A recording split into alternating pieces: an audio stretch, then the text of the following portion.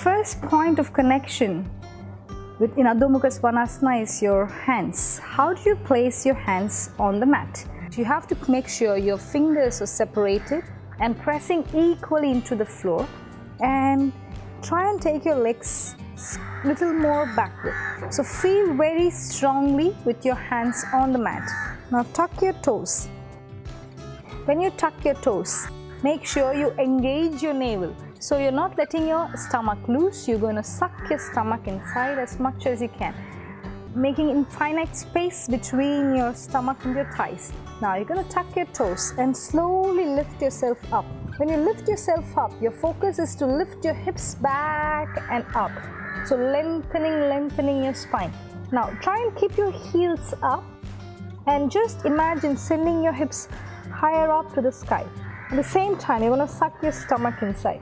So first let your body get used to this position. Now drop your head down completely. Relax your head. Do not bend your elbows, straighten your arms. Now slowly from here, if you're comfortable, just drop your heels slightly down. If your calf is tight, if your hamstring is tight, you cannot actually touch the floor with your heels. But that is okay. You have to try and keep your knees straight and keep sending your hips. That is your first focus. Stay here as long as you can. Breathe deep and long. Now, when you're comfortable, without bending your knees, without dropping your hips, without rounding your back, keeping that position of your spine completely straight, you're going to press your heels into the floor.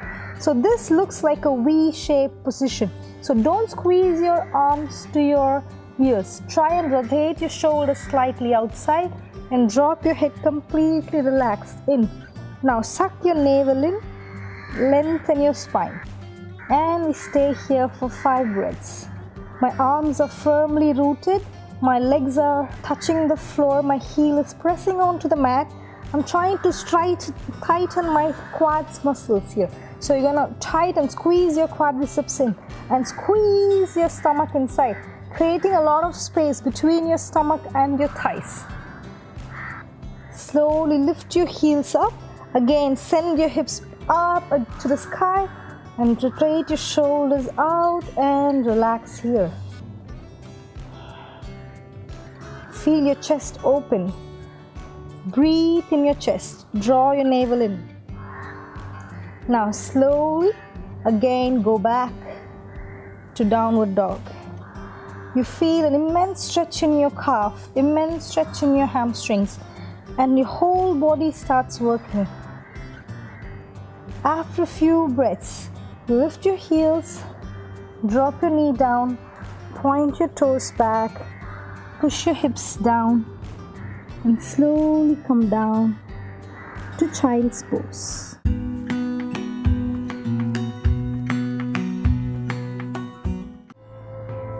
So lie down on your abdomen. Try to keep your heel closer, your palms near your side of your chest. Now inhale and then come up such that the navel point touches on the mat. Above your navel, nothing should be on the mat. Okay? Lift your chin up, look at the ceiling. Stay here for 5 breaths. When you stay here for 5 breaths, put all your upper body weight on your middle back and strengthen your middle back as much as possible. And exhale down.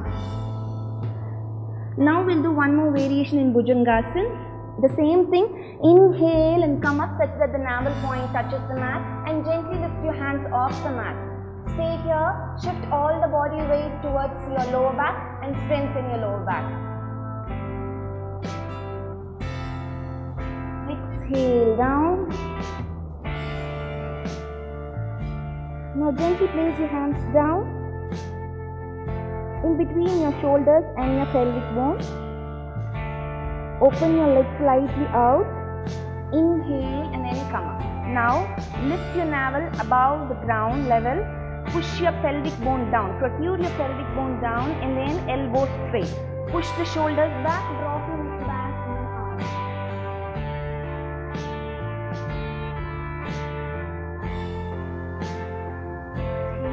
Down. Now the same thing again. Join your legs together. Heel together. When you join your legs your spine stretch will be more. Inhale, lengthen your spine, create a space between your pelvic and your rib cages, and then arch back. Squeeze your butt, drop your shoulders back, and then arch. Mouth closed. Upper jaw and lower jaw in contact with each other. Exhale, down. Once you're done, you can go for Shashangasana. Stay here for 2 to 3 breaths.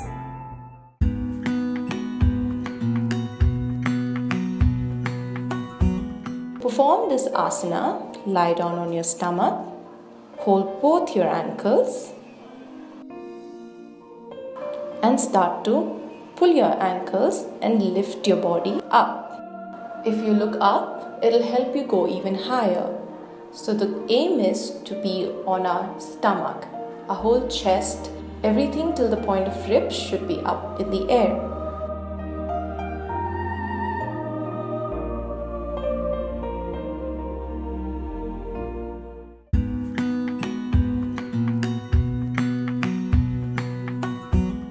From a comfortable sitting posture, come into the box position. Keep the wrists directly under the spine, under the shoulders, the knees in line with the palms, directly under the hip. The movement is only in the back and not in the limbs. As you inhale, you drop the back down, the head up. Exhale, you arch your back up, look at your knees. Inhale, exhale. You can continue to do this how many ever times you feel like.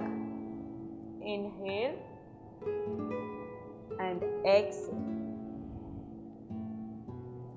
Sit back whenever you feel like there is too much pressure on your wrist. You can practice this asana how many ever times a day you feel like, and you can practice this asana safely right through your pregnancy.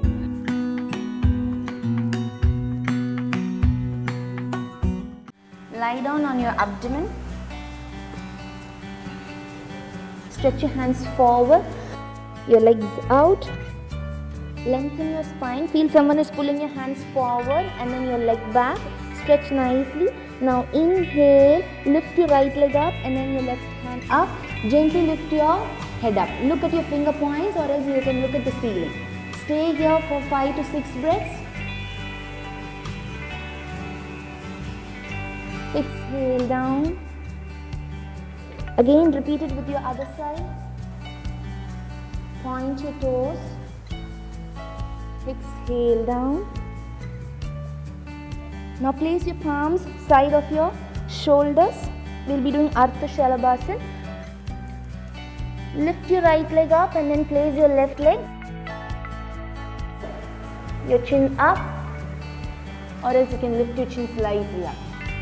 Try to put all the weight on your lower back. Arch your lower back, strengthen your lower back. Stay here for 5 to 6 breaths. Exhale down. And then again repeat it with the other side.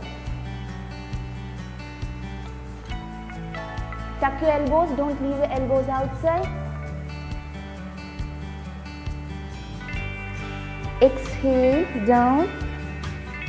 Now interlock your hands under your pubic bone.